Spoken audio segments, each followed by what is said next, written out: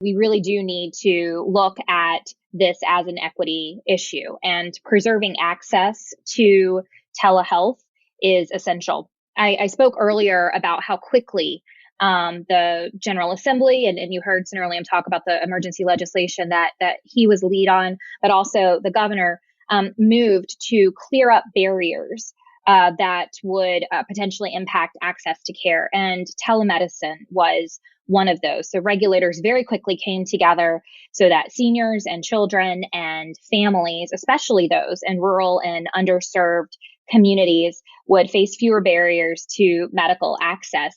And frankly, we can't go back. And so we will be advancing legislation this session.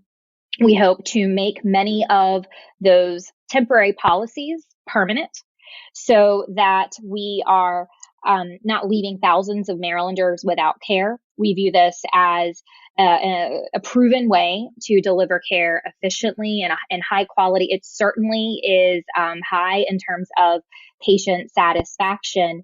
And it does provide you that opportunity to really meet those who have previously been left behind or could be left behind because of challenges, be it transportation, childcare, or access to a laptop or a tablet or even high-speed internet. So we are very excited to work on telehealth. We believe that it is one of the bright spots that we have seen, and we hope that we can make all of those different avenues to facilitate its use permanent.